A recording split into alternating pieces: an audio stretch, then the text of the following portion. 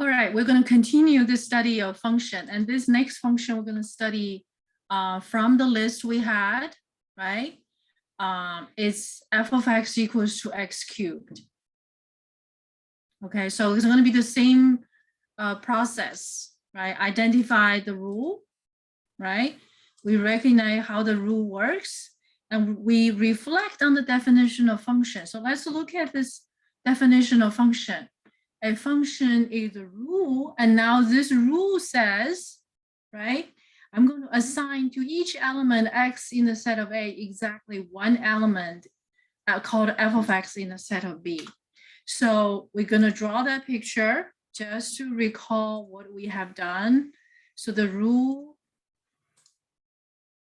is f, but what does this rule do? Take the input, it produces the output. The assignment, right, assigns to each element. So this output is produced by taking the input, multiply itself 3 times. That is x raised to the power 3. Now, what will be qualified for what will be all the possible numbers that are qualifies to be the input? So what will be the domain, right? And what will be the range? What will be the range? So you can see asking these questions of domain and range is very natural. It's natural. So with this rule, right? With this rule, we can see for any real number, we can apply this rule. So the domain will be all real numbers. How about the range? How about range? Right? So in order to identify the range, maybe we want to calculate some numbers. We look at some calculation, right? Since the domain is including all real numbers, we can pick some positive number, pick up some negative number, and pick up zeros to see what we're getting. This will help us to identify the range. Okay, so with this rule said and done, and this time maybe we can we should just go by this way, right? X raised to the power 3, right? So we can just remove that part. Input, we're going to choose some positive input. We're going to choose some negative number as the input. Say we can choose a negative number as the input. So f of a -1, multiply -1 with itself 3 times, 3 times, right? So -1 times -1, we must have parentheses here. So -1 times -1, 3 times, we get a -1. How about 0? How about 0? The input is 0. Input is 0, the output is going to be 0. How about +1? You can choose +2 if you want, right? 1 to the power 3 is 1. So we got, if we look at the ordered pair, you see we're very systematic, right? We're very systematic. The method of study is consistent, input, output, guided by the definition of function, guided by the definition of function. Okay, so now if the input is -1, the output is -1. So, and if the input is 0, output is 0. If input is 1, output is 1. Feel free if you want to choose other inputs like -2, +5, -10, just go for it. Okay, so you can pause the video right now to do your own calculation. And then you realize, the input can be positive, negative. The output can also be positive, negative too. And as a result, we're going to plot some points. And by this time, you probably have realized the range can be all real numbers as well. Yes, do you agree? All real numbers. And let's look at the picture. This function is very important, as simple as it is. Okay, as simple as it is. It's a very important function. You're bound to use it again in calculus class. Okay, so we're going to graph the function. So now let me activating the rectangular system. Okay, and I'm going to plot the points. But before I do that, I'm just going to make some adjustment. Okay, knowing the domain and range, it helps me to set up this rectangular system. So it includes all the points at least, right? I have plotted. So I have these points. I have these points. So I'm just going to put them in place.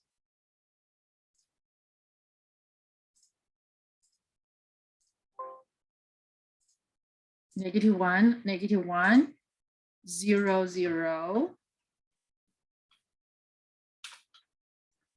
+1, +1. Boom. 3 points. They seem to be on one line. They're actually not. Don't just connect them by a straight line. Don't connect them by a straight line. So it will be better. Let's do another set. Okay, let's do another set. But this time when we do it, I'm not going to use these things, right? I'm just going to use a shorter hand notation. I'm going to use a shorter hand notation. For example, I'm going to take the function, right? I'm going to make the input is +2. The output is 2 to the power 3. That's going to be 2 times 2 times 2. And that's 8. Right? And I may choose a f of -2, sorry. Okay, f of -2. F of -2. So that's going to be -2 times -2 3 times. So that's going to give me -8. So I'm going to get 2 more points. Okay, just to make sure you guys don't have the impression, oh, this is going to be a straight line. No, this is not going to be a straight line. And sometimes we have to plot just a little bit more points to actually see the shape. If you do it by hand, so actually see the shape of the curve. Okay, so we're going to put these 2 points. It looks like I'm going to have to adjust the picture with the, to make sure that it is, you'll show all the points, right? So next I'm going to add the points. When input is 2, output is 8. When input is -2, the output is -8. There. You can see it's not a straight line. So if we connect these dots, there. So this is the curve we call f of x equals to x raised to the power 3. Okay, x raised to the power 3. So I'm going to write it down to mark it here. X raised to the power of 3. This is the curve of the function. We can mark the points. We can mark the points 0, 0, right? 0, 0. And this other point is input -1, output -1. And this other point is input 1, output 1. And we understand this point is input -2, input +2, output +8. And the next one is -2, -8. Right? You see this, you see the curve. You see the curve. And here's the function. Here's the function, right? The curve of the function. And there's and on this piece, right? For input output, so you take the point for 2,8, for example, when the input 2 is horizontal measurement, horizontal measurement. I should change it to a different color, right? Horizontal measurement, when input is 2 and the output is 8. Right? So when you see that, when you look at the curve, you look at the points and the curve, it tells you this piece is a positive piece. This piece is a negative, and here's a turning point. This is the point where it changes from negative to positive. And this function is also increasing, right? As x getting larger and larger, and the height, right? So let me show you.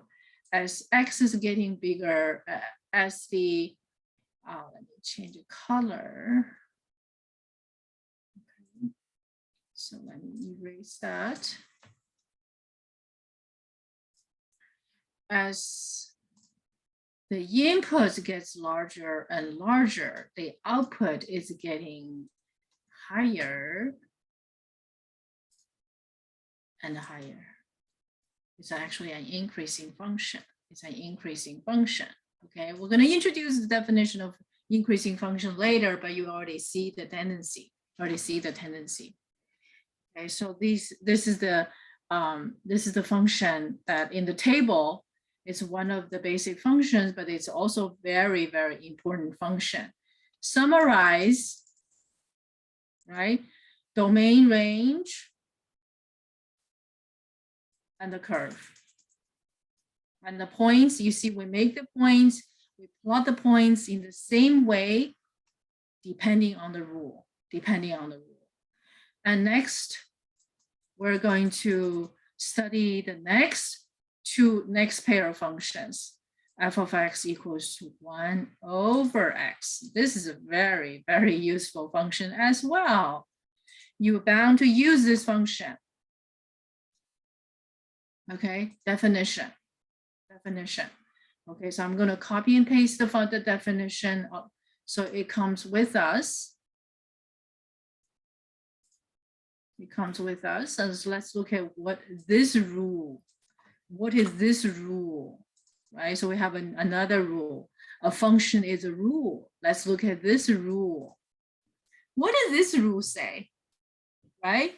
You give me an input,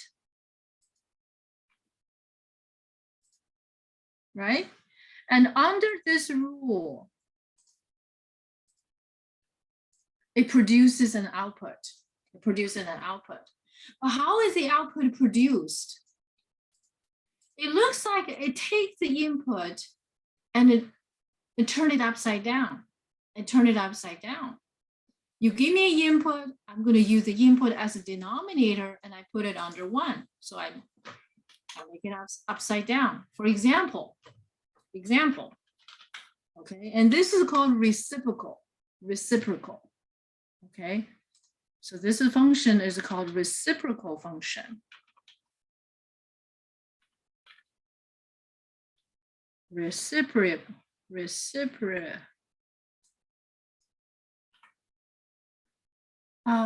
I'm not sure my spelling is correct.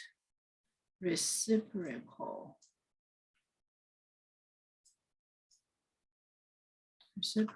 function.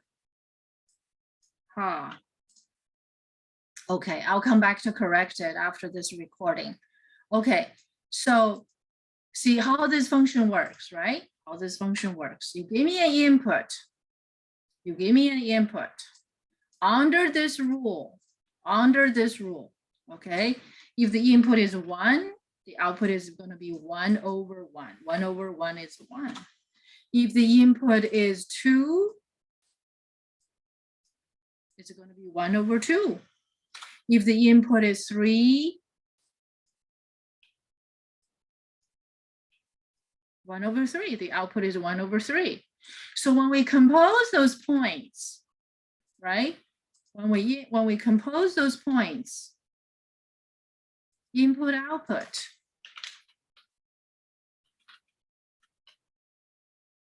okay? When the input is 1, the output is 1. When the input is 2, the output is half. When the input is 3, and the output is 1/3. Okay, I'm going to give you some numbers for you to participate in this calculation. Okay, and next I'm going to give you input that are negative. Okay, so because this function is so important, you're going to encounter that in calculus class. So I'm going to give you -1. Okay, I want you to finish up the calculation. Okay, make the fonts just a bit larger. Make sure you can see the fonts. You can see it's clearly printed. Okay, when the input is -2. Okay, plug in the numbers, please. When the input is -3. Okay, in addition, I'm going to give you more values.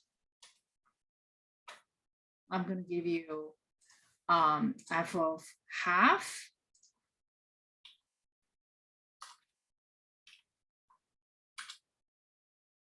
Okay, so plug in there. This practices your, arithmetic skill. -half.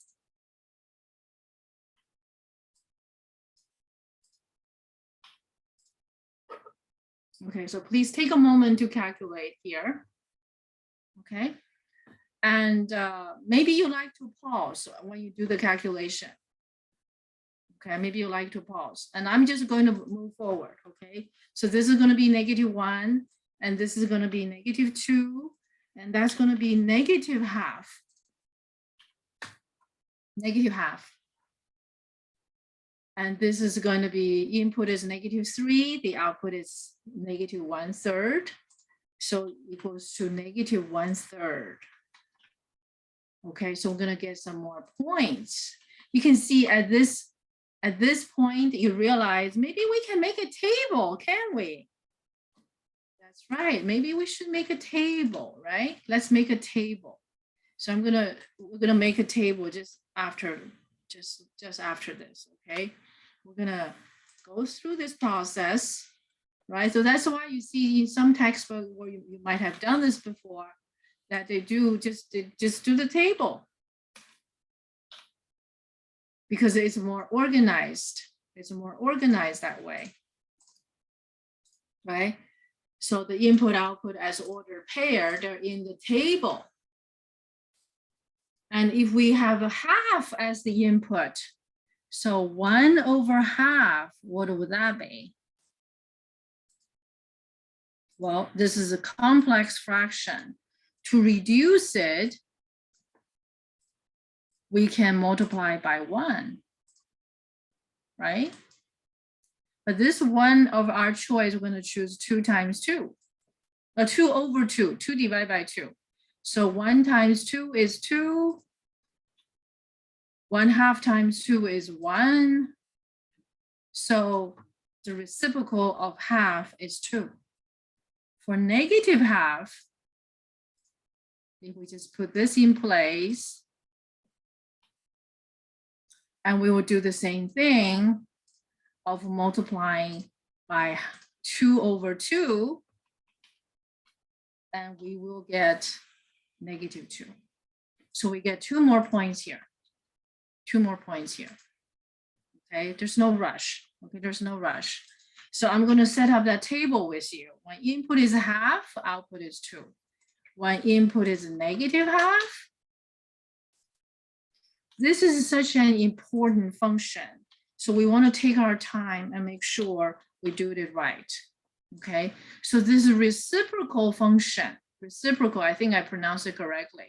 This reciprocal function, when we organize the points, okay, if we organize the points, and when we can even start it with a table, right? So I'm going to show you how I would organize the points and put the tables together, okay?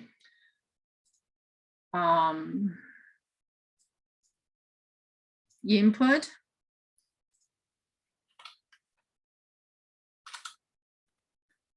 output,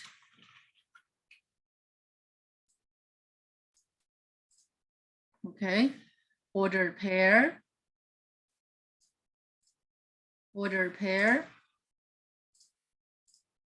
all right? So we look at all these input of our choices. We got to have a way to organize it, right? We got to have a way to organize it. So I'm going to organize it in the order from smaller input to larger input. How about that? Okay.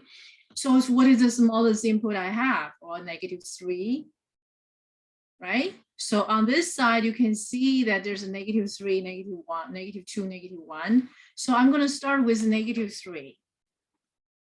And the output,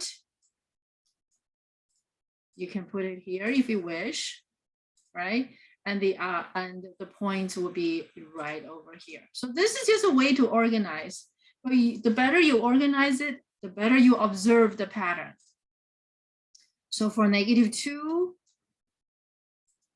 you can totally just put it here and you bring the points, right? We just copy and paste. And -1, and we've done -1. We calculate the output and we got the point, right? But we also have -½ -½ is between, so we're going to put -½ in place, that input and that output, and the final point. The final point. And we need more rows, right? We need more rows. So I'm going to insert more rows. So take your time to organize. Okay.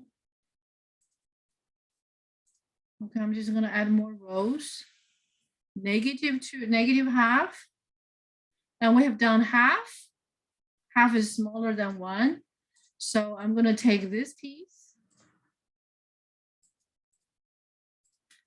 You may wonder, right? You may wonder, how about 0? How about 0? How about 0? Can we have the input 0? Can we have input 0? Right, so I'm going to insert a row here. Can we have input 0? Right, I'm going to put a question mark there.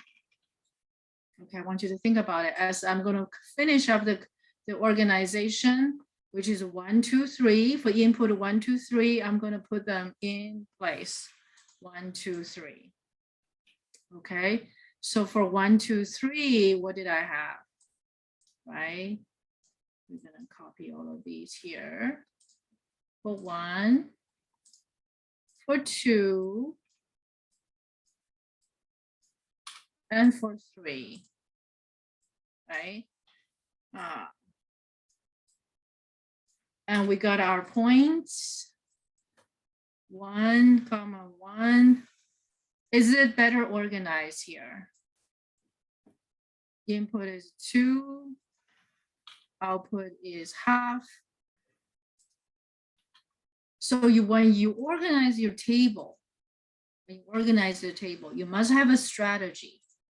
Okay, you either from smaller to larger for input, or I think that's the easiest way to do it, because you don't know the tendency about the output, right? We don't know the tendency about output. So these are the points we have organized and we have calculated this point. You could have started with the table, right? Now my question is, could the input be 0? The answer is no. Why? Because when input is 0, and we take 0 as the denominator, then we have an undefined situation. And it's undefined. Undefined. According to the definition, what is the definition? The definition says for each input, okay, in the domain, it has to have exactly one output. For input 0, we don't have exactly one output for it. Therefore, 0 cannot be in the domain. Okay, so this guy 0 cannot be in the domain. Cannot be in the domain. Okay, so 0 cannot be in the domain. Can numbers be larger than 0 in the domain, smaller than 0 in the domain? For example, 0.01, could that be in the domain? Yes. Yes, absolutely.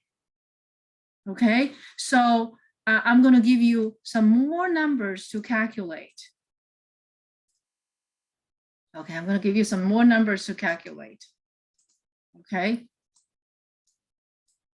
so we cannot do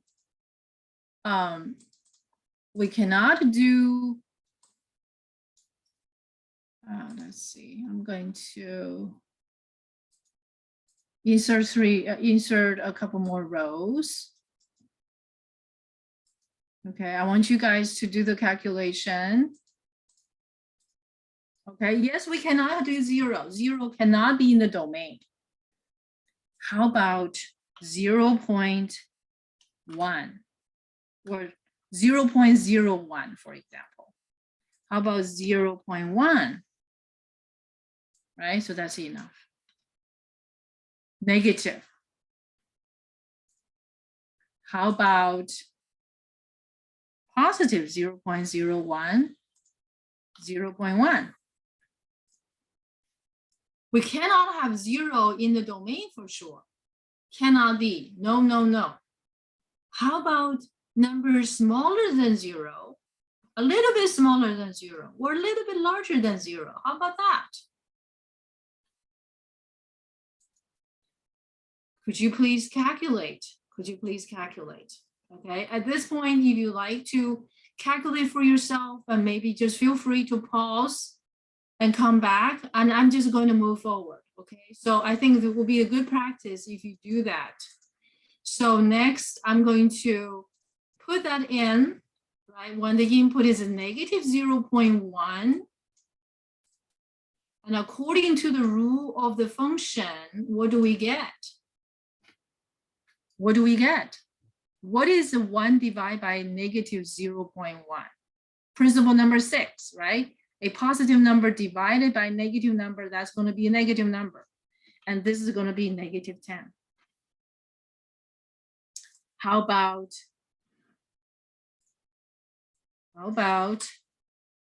you know, the input is f of 0.01 negative.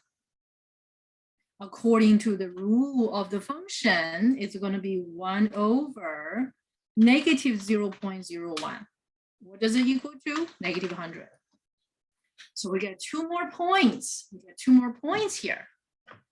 Okay, so we get the input in negative 0.1, comma, negative 10. And we're going to get negative 0.01. And the output is negative 100. Okay, how about these two? So now f of, when the input is 0.01, we're going to have, according to the rule of the function, is going to be 0.01, and that's going to be positive 100. We get a point. Okay, that point is input is 0.01. The output is 100. Whoops, 100.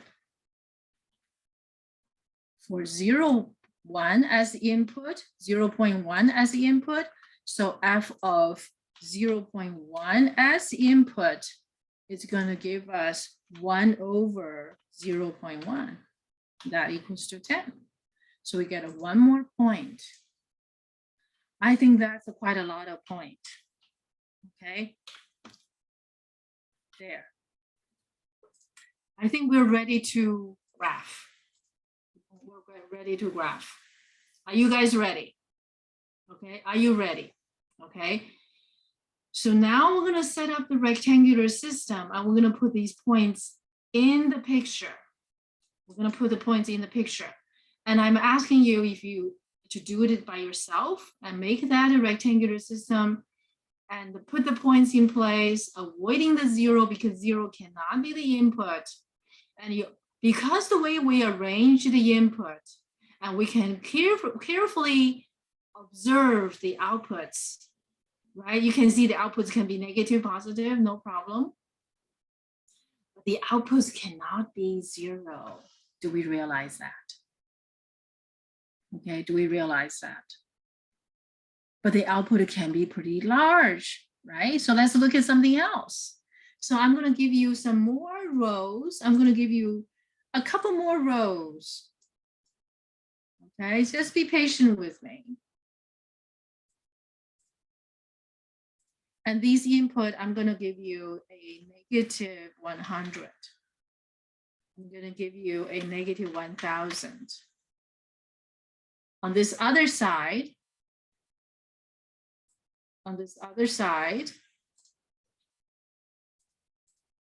I'm going to give you a positive 100 and a positive 1000. And you are going to calculate the outputs. Okay, so F of negative 100 equals to, what does it equal to? According to the rule of the function, it's going to be 1 over negative 100. 1 over negative 100, make sure you can see that fonts, right? It's 0.01 and it's a negative number right there. For negative 1000, add one more zero, it's going to be negative 0.001. So we got two more points here. So when the input is a negative 100, the output will be negative 0.01. And when the input is a negative 1000, the output is going to be negative 0.001. There. Right, so we got a points. And so let's see how we apply the rules, right? So when we have F of 100, according to this rule of the function, 1 over 100, and that equals to 0.01. The point is going to be 100 is the input, output is 0.01. And for 1000,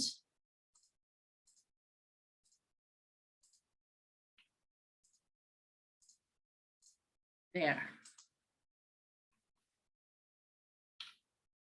0.001. With all of these points, right, we have calculated. I think it's time that we plot. It's time we plot, okay? You can pause and I'm going to give you the full picture of these points.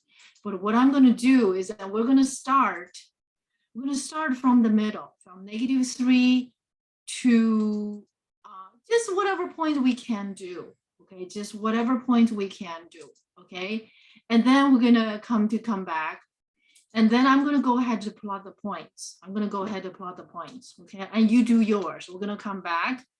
You can pause if you wish. I would, okay, I highly recommend you do this by yourself, okay, along with me.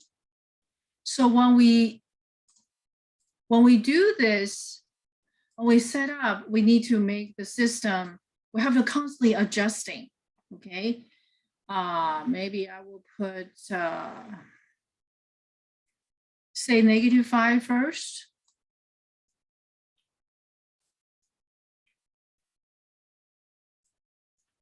Okay, so first I'm gonna do the simple points first.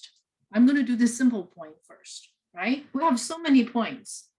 We're not gonna do them all at the same time. All at the same time. Okay, we're gonna take our time. We're gonna take our time.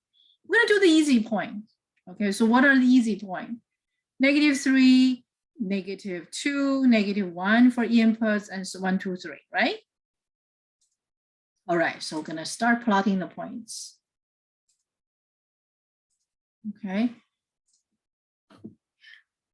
-3, the output is -3rd. So that's a point. -2, the output is -½ Next one, oops. -1, the output is -1. There, we got the 3 points. Maybe, hold on. I think I need to make this a line there. Sorry about that. So we have these 3 points, right? These 3 points. Maybe I should change the color to make it see better of it. Okay. Red. There. Okay. So what are these points? What are these points, right? If we want to have a better visual, right? The first one, obviously, the input is -3, and the output is a -1/3, right? The second point here is -2, -½ and this last one is -1, -1. Okay, I have to erase, mark, because I'm using 2 softwares that they don't talk to each other. Okay, so forgive me. But I do want you to have a visual. So on your paper, I want you to mark them consistently. Mark each one of them. Okay. And next, I'm going to continue to do the 1, 2, 3 on the other side. Okay, so one is a 1, the output is 1, input 1, output 1. When the input is 2, the output is ½ When the input is 3, the output is 1/3. There we go. So we got these points, right? We have done the easiest point. We know we cannot do 0. We cannot do 0, okay? So let's mark these 3 points. And that point, this point is 3 1/3. And this point, obviously, is 1, 1. And what are the next easiest point? What are the next points we can plot? The halves, right? 1/3, 1/2, and so on and so forth. So I'm going to plot points for input that's equals to 1/3 and ½ Okay, -3rd and -½ Okay, so let's go.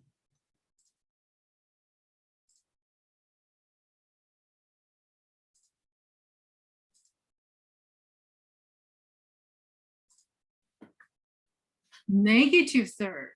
When the input is a -3rd, the output is -3.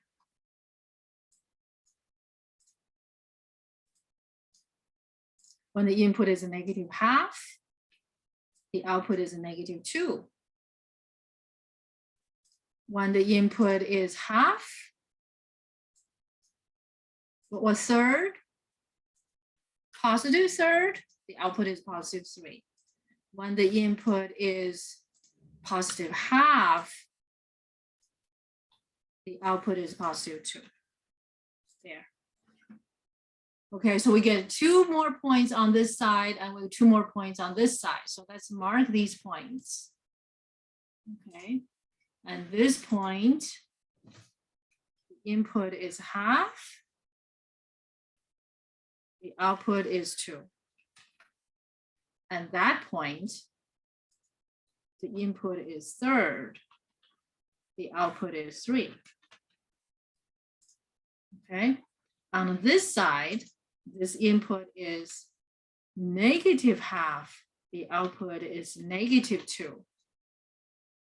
Input output are reciprocal to each other because the rule of the function. Input, output. Okay. So we pretty much have the shape of the function already, right? So we've done the easier point. Do you think we can connect the dots? Well, we still have some points not plotted yet. Okay. Now, but let's connect the dots anyway. Okay, we're gonna connect the dots.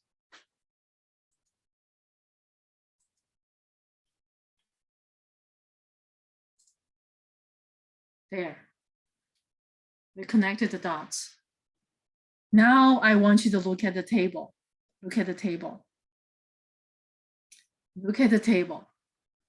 Okay. I wish you guys to write them all down because if I move to the table, I will have to erase this because it's gonna make a mess. Okay, so I'm gonna clean this up. Okay, knowing that you can always play back. And I'm gonna put the picture right next to the table. Okay, we know the points in the middle, right? Those are red dots. Now, what happens, right? Because we have all these other points we haven't plotted.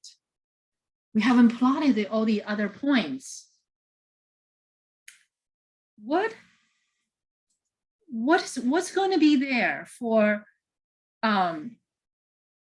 well, x equals 0.1, negative 0.1. Look at this point. Okay, let me make the fonts just, okay, this is good. Okay, so for input a negative half, okay, for input a negative half is input, is horizontal. So this is going to be probably very little, right? And the output is a -10. So where would that point be? That point is going to be way down there. Okay, how about for input to be negative 0.01? The output is a negative 100. So it's going to be way down, even more lower. You guys follow me? Okay. Now, what does this tell us? This tells us as, okay, this tells us when the input is approaching 0 from smaller than 0, right? Approaching 0 from smaller than 0, negative 0.1, negative 0.01, it's approaching 0, but smaller than 0, right? They're both smaller than 0 because they're negative. They're approaching 0. What happened to the output? The output is approaching as large as small as possible. Okay. All right. So how do we express that mathematically?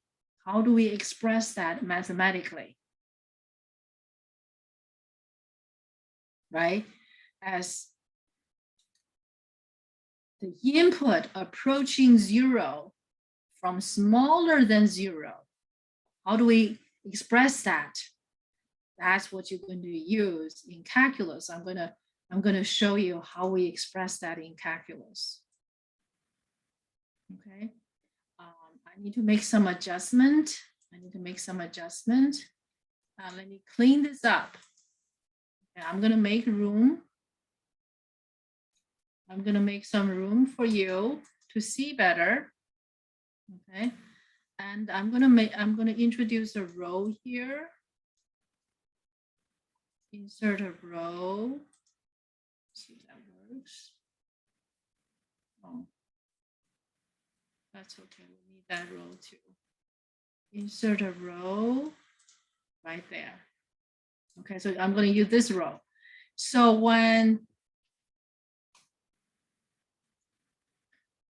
we talk about that when the input, okay, the input is approaching 0 from smaller than 0, what happens to the output?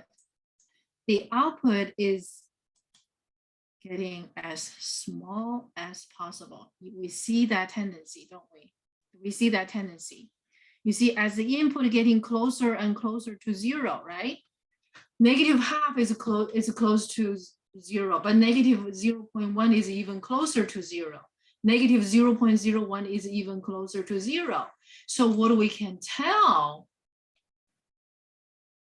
okay, what we can tell as the input x, okay, approaching 0, but from smaller than 0. So we put a negative sign on the shoulder. Okay, the software. Okay, so I want you to see the sign. There we go. Forgive me, I'm going to make the adjustment so you can see it. Okay, so you can see I use a notation x is approaching 0 from smaller than 0. And what happens then? What happens then? F of x, right? F of x at this point approaches to negative infinity, right? So this is what this piece shows. This piece shows that. Okay, so let me put it back for you again so you can see as the input approaching 0 from smaller than 0, the output is getting as low as possible, as small as possible, approaching negative infinity. Okay, so please write it down that way. Okay, because I'm going to erase it. Now, how about on the other side? How about on the other side, right? What if you can see from this number, right? We cannot do 0, right? We cannot do 0, but more than 0, more than 0. What happened to more than 0, right? 0.01 is more than 0. 0.1 is even more than 0. So in this case, right? Are you guys ready? I'm going to erase all of these. Okay. On the other side, right? If x is approaching, if the input is approaching 0, okay, I'm going to change the color. If the input is approaching 0 from larger than 0, you see, from larger than 0, from the right side of 0, what happened to the output? The output is getting higher and higher yet, as high as possible, as we have seen. Okay, write this down because I'm going to erase it in order to show you the other piece, right? As you can see from this tendency, okay, this tendency here. Oops. Move that. Okay, use that arrow, right? You can see this is approaching 0 from larger than 0. You can see the output is getting larger and larger, don't you? You see the output is getting larger and larger. So on the input side is approaching 0 from larger than 0, the output is getting larger and larger. And that's exactly what we saw. That's exactly what we saw right there. So as the input is approaching 0 from larger than 0, and the output is approaching, it could go as high as possible. It could go as high as possible. Okay, so how do we express that mathematically? That's something you're going to use in calculus. Okay, that's something you're going to use for calculus. What would that be?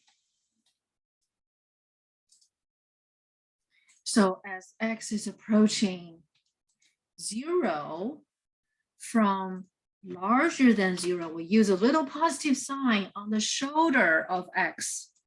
And in this case, the output approaches positive infinity. So that's what the picture shows. So this piece, right? So this piece, we are demonstrating to you that, okay, this piece is demonstrating that observation. You're going to use that in calculus class. And this piece, it demonstrates that one approaching negative infinity, one approaching positive infinity. So let's summarize. Okay, I'm going to clean this up.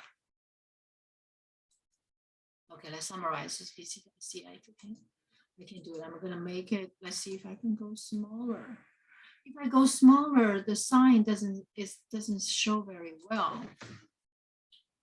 So we have some dilemma here. I hope you guys get it, right? So we just drew that. How about that? You just watch it over. Okay, just replay this. Okay, one more. How about these other side, right? How about these other side, right?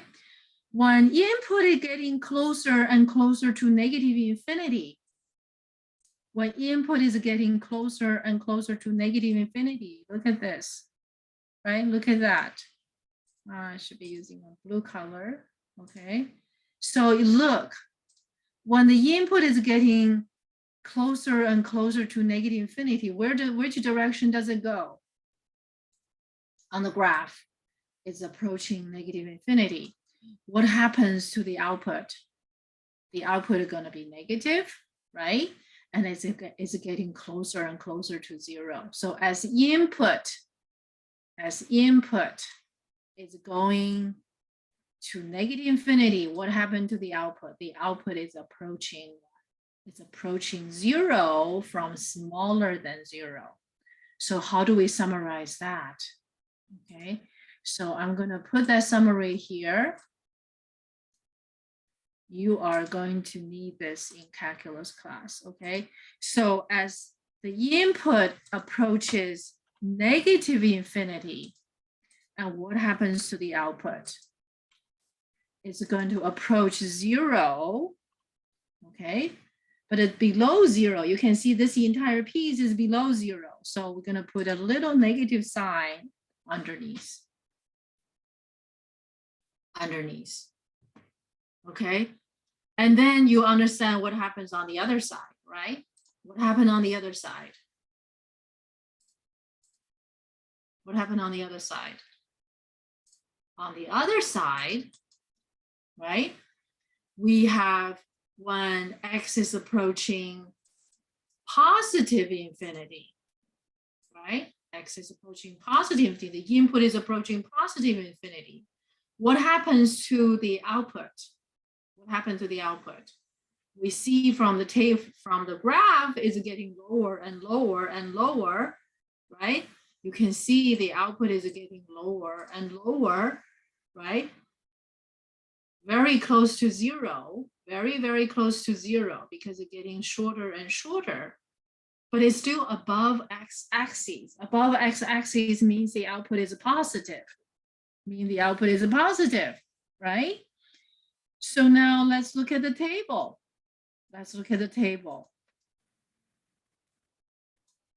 table tell us when x is approaching, when the input is approaching positive infinity, what happened to the output?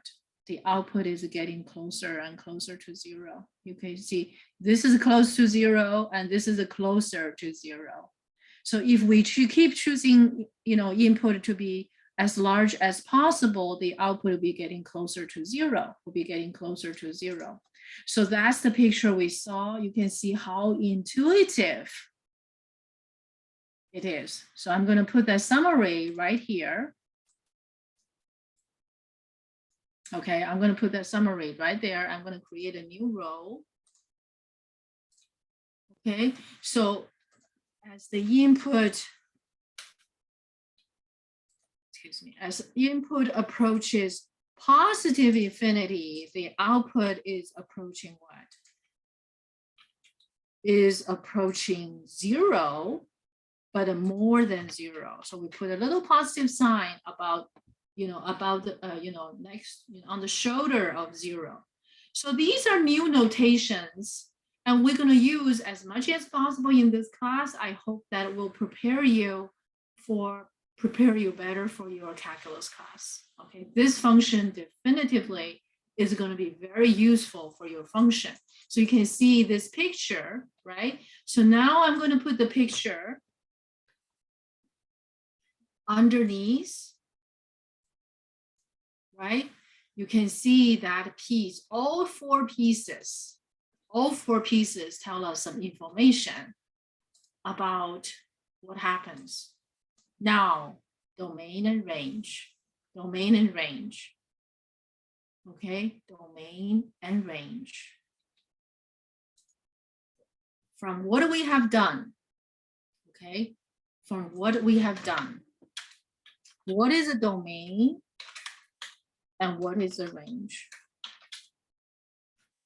Domain, it can be any real number.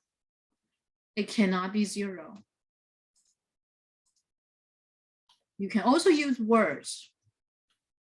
Okay, all real numbers except zero.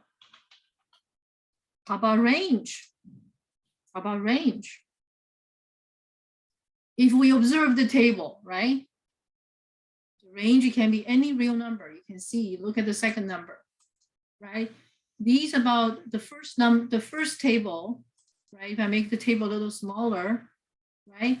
You look at the input, right? Domain at all possible values for the input. Domain is about all the real numbers for the input. So it can be, you can see it can be any real number but a zero. It cannot be zero.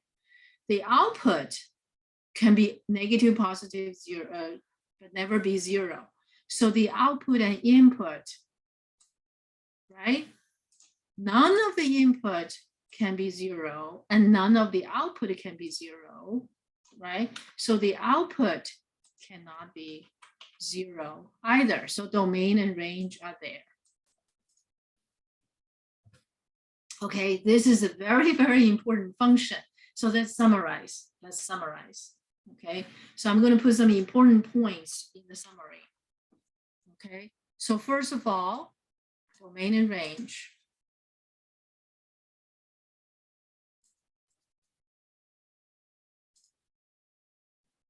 Okay, so for this function, and what is the rule of this function? F of x, for any input, the output is the reciprocal of the input, domain and range. And this is the picture, okay? And we also get some very important information out there. So I'm gonna, if I bring the table over with me, okay, some of the important elements, okay? What I'm gonna do is that I'm gonna bring all the important elements in the summary. I'm gonna copy the table. Oops. Here, I got it. Right, I'm going to put this table. I'm going to trim the table. Okay, so we're going to remove all these numbers in between.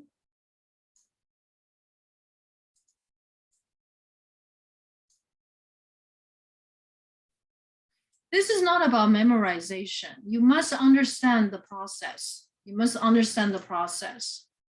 Okay, so these are the important elements. So once you see the picture, right? Once you see the picture, And you can see that this picture tells us when x is approaching negative infinity, right, to summarize.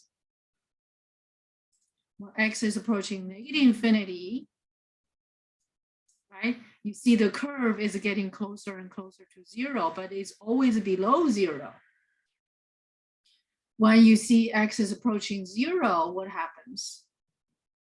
X is approaching 0 in this direction, right? The output is getting smaller and smaller, lower and lower. When x is approaching 0 from larger than 0, right, you get this piece. It's getting higher, as high as possible. When x is approaching positive infinity, so all directions are observed, right? So on this piece, it goes to negative infinity, and on that piece, the output goes to positive infinity. So all 4 directions, we have these. We can put on our imagination cap, and to imagine this function, and you're actually, it's already on the door. You're already at the door of calculus. Okay, in calculus, you'll be using these notations. You can see how naturally these notations are being introduced. I think this is enough for this topics, and I'm gonna wrap this up.